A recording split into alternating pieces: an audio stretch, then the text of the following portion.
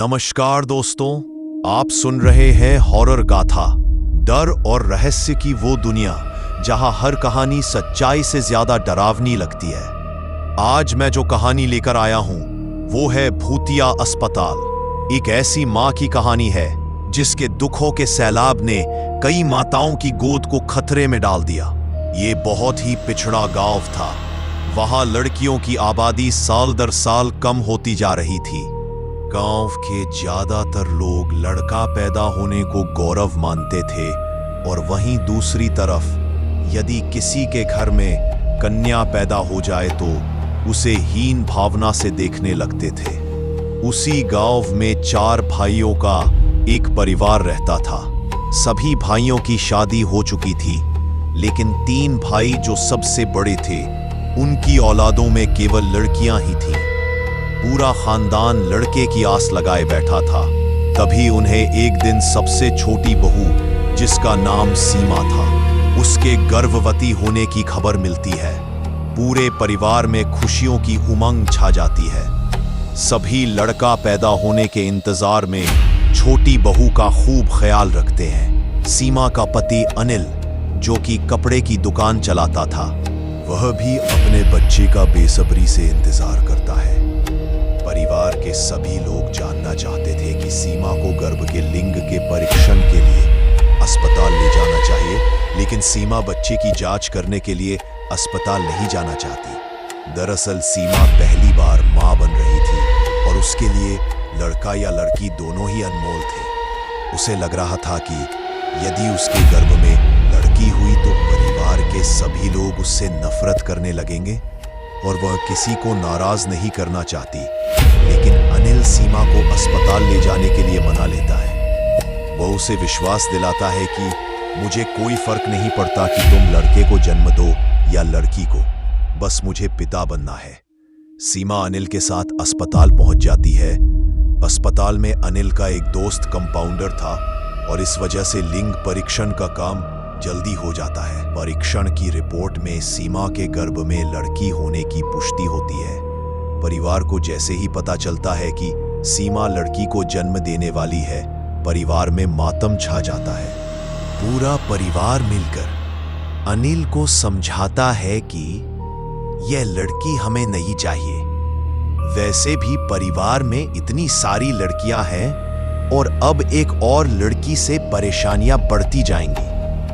अनिल अपने भाइयों की बात में आ जाता है और सीमा को गर्भपात करने के लिए मनाने की कोशिश करता है, लेकिन सीमा अनिल को गुस्से से चिड़चिड़ाते हुए कहती है, तुम पागल हो, मैं किसी भी कीमत में अपनी बच्ची को नहीं मारने वाली। सीमा और अनिल के बीच इस बात को लेकर कई दिनों तक झगड़ा चलता है।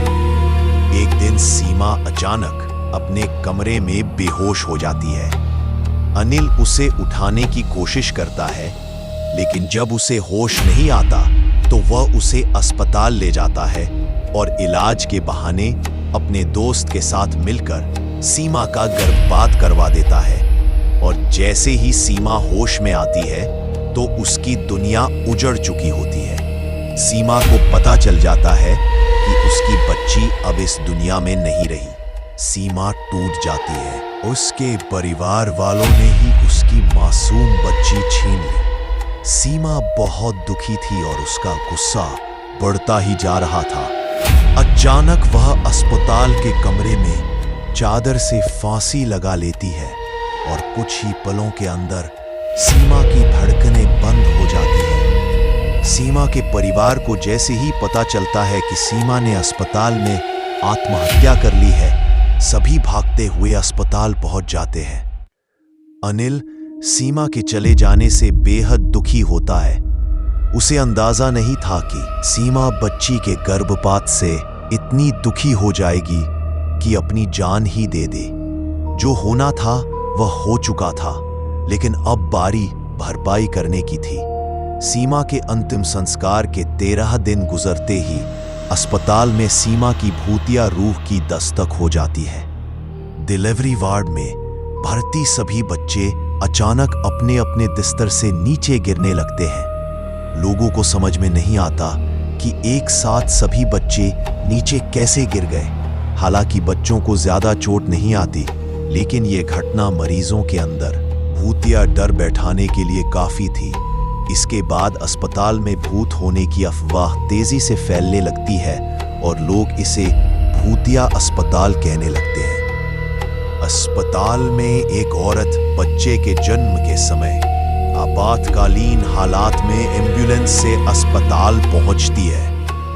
औरत की हालत गंभीर थी, इसलिए उसे अस्पताल के कंपाउंडर तुरंत स्ट्रेचर में उठाकर ले जाने लगते हैं, लेकिन वह उनके हाथ से छूटकर हवा में लटक जाती है। उसे ऊपर लटका देख वहां मौजूद सभी डर की वजह से इधर उधर भागने लगते हैं और कुछ ही समय में वह ऊपर से नीचे गिरती है और उसे सर में जोरदार चोट लग जाती है, जिससे उसकी जान चली जाती है।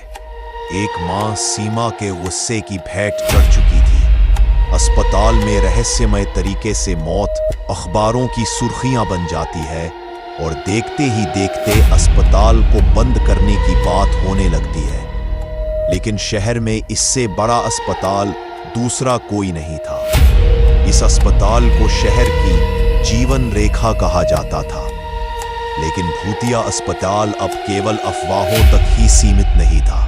इस बात को वास्तविक आधार मिल चुका था और अब लोगों को पूरा यकीन था कि अस्पताल में कोई ना कोई भूत तो जरूर है, क्योंकि कई हादसे निरंतर हो रहे थे।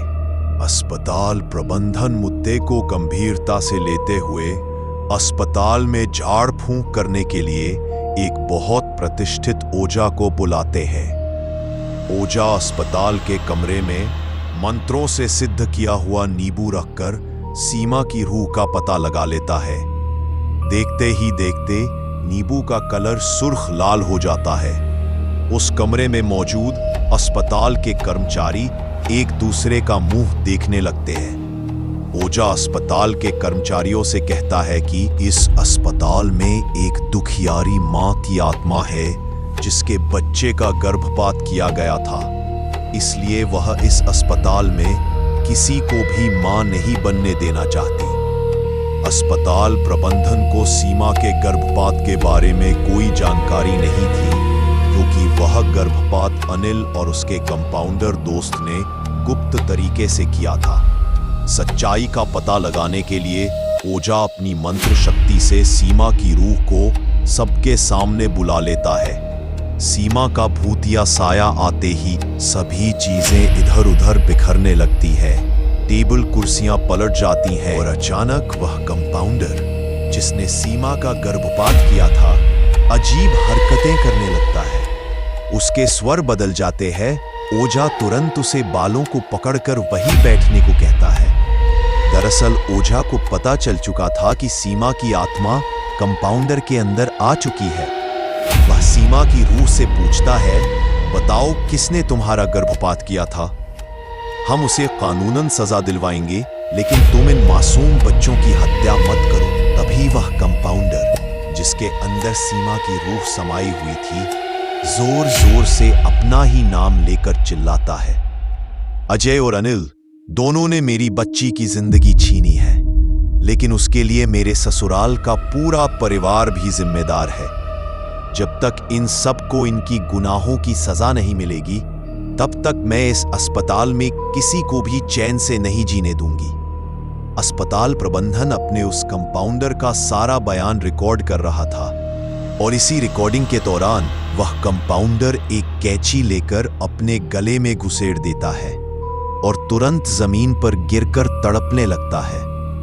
ओझा भूतिया आत्मा का इतना विकराल रूप देखकर कुछ पल के लिए सहम जाता है। तभी अस्पताल के कर्मचारी कंपाउंडर को तुरंत उठाकर आपातकालीन कक्ष लाते हैं, लेकिन बदकिस्मती से वह अपनी मौत से लड़ने में असफल हो जाता है। सीमा ने कंपाउंडर से तो अपना बदला ले लिया था, अब बारी थी अनिल और उसके परिवार की। कंपाउंडर की हत्या से मामला पुलिस के संज्ञान में आता है और एक के बाद एक कड़ी जुड़ाने के बाद पुलिस अनिल और उसके परिवार के सभी सदस्यों को सीमा के गर्भपात के जुर्म में गिरफ्तार कर लेती है। जिससे कहीं ना कहीं सीमा की आत्मा को थोड़ा शांति तो मिलती है और अस्पताल से सीमा की दहशत का साया गायब हो जाता है। और इसी के साथ ही भूतिया अस्पताल की हॉरर स्टोरी समाप्त हो जाती है। अगर आपको ये कहानी पसंद आई हो तो हॉरर गाथा चैनल को जरूर सब्सक्राइब करें।